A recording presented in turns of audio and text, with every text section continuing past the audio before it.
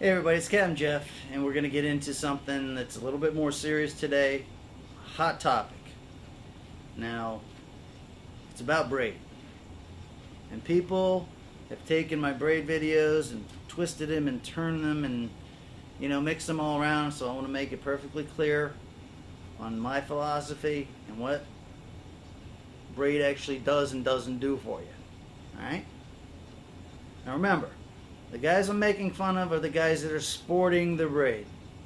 So if you sport your braid, you get slap full usually. You get something that's got a lot of color in it, something that sticks out, something that you can show off. And those are the guys that are sporting their braid. Okay, I really don't do a lot of that. But here in a couple of weeks, those big fish are going to start moving down the beach. And people are already emailing me and texting me and telling me about these big fish that are spooling them and they can't get them to the bridge, they can't get them to the beach. Slap full of braid, these guys. Now trust me, when you get a fish, a big fish, 100-pound plus fish, you're standing on the shore, you got no give, no nothing. That fish is peeling off hundreds of yards of line. And he starts jumping frantically, crazy. These fish got a lot of energy during the mullet run. You're going to need to give. You're going to need that mono. You're going to need a little bit of stretch. And you can expect to get that big fish to the shore. You can expect to get that big fish to the bridge. But when you got no give and that fish is freaking out, you're going to break the leader, you're going to straighten the hook, you're going to pull the hook, something's going to happen, and it ain't going to be fun. Now who you going to listen to? You going to listen to some guy that's been throwing worms at friggin' 5-pounders his whole life? Maybe a flounder fisherman, a cat fisherman, or the guys that are sporting their braid? Or are you going to listen to Captain Jeff? With 600 plus videos out there, 40 million views of getting lunkers in people's faces. All on mono. 99% anyway. Alright guys, I'm going to get fairly technical here. And I'm going to tell you what braid does do for you, how it works, and how it doesn't work for you. Alright? And you talk about these guys on the West Coast especially. They go out, they're grouper fishing, they're dropping straight down to the bottom. They want to use something that's not too crazy heavy, and they want to be able to feel every little peck of the fish. God bless. Use your braid. It'll work for you. You'll get that 6, 8, 12, 15-pound fish off the bottom. They'll bring it right up, and that's what you can call successful use of your braid. But when you're standing on the beach, and the fish is going 40 miles an hour in the other direction, and he's jumping through the air, and his tail is flapping, and he's wiggling, and the wind's blowing, and you're standing on solid ground, that braid's going to work against you, because every time that fish tugs, it's going to pull hard. It doesn't come off the spool like mono does. It comes off hard. Every single tug comes off hard and strong. With the mono, it comes off soft. There's a little bit of bend in your line. There's a little bit of stretch in your line. That's the forgiveness you're going to need to get that big fish to the beach. That's the difference between mono and braid. Don't let the guys sporting the braid fool you. Everybody's got an opinion. Everybody's got something to say. And almost everybody's a braid expert. Here's your average braid dude.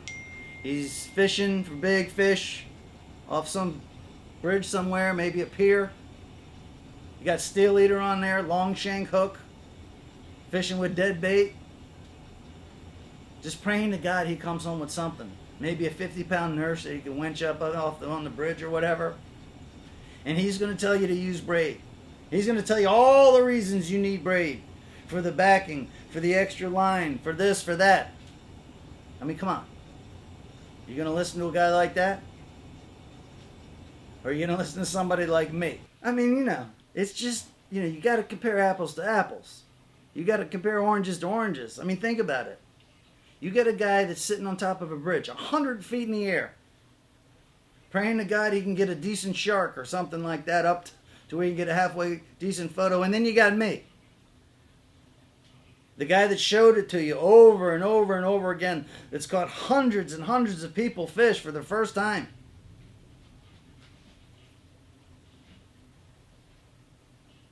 Think about that. You people actually take advice from somebody like that? I got help. I can help you. I got over a decade of catching lunkers in people's faces with mono. So I'm going to go over just a regular setup. Now I had the braid on there to do the braid video, but let me tell you what I'm going to use at the beginning of this happy bait season. The bait's going to come in. They're going to be small. They're going to be finger mullets. Right here, you got a medium grade Shimano bait runner. It's a decent reel. Some people love them. Some people hate them. Regardless.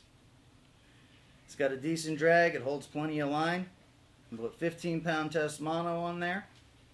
I'm going to run the 50-pound test leader. Most of the baits are going to be small. So the mono should be plenty. Okay? Now this, you got the metal handle. Screws right in there. Ball bearing right here on the guy that puts it on the spool. And these are all things that you're going to need to be working correctly when you're fishing in the sand and in the salt. Alright? Now this is just a regular reel. You can buy this thing for, I don't know, 180 bucks, 250 bucks, whatever. That's supposedly cheap now for a reel. Or you can go out and spend 1,200 bucks on one of the fanciest, specialist, greatest beach reels ever. Get on YouTube, see if they're catching anything on those things, and then get on YouTube and see if we're catching anything on these things. And you can pretty much answer the question for yourself. Now, I know there's some of you that can't help yourself. You're going to go out and you're going to spend $1,000 on your surf casting rig. Well, God bless you. We'll check it out when you're down there. Don't expect me to certify it. But I don't know, if you're catching fish, maybe you just get lucky. Or you can go with a rig like this, something Captain Jeff would use. And trust me, we'll get plenty of lunkers in this year's happy bait season, especially this start when we're using the smaller baits.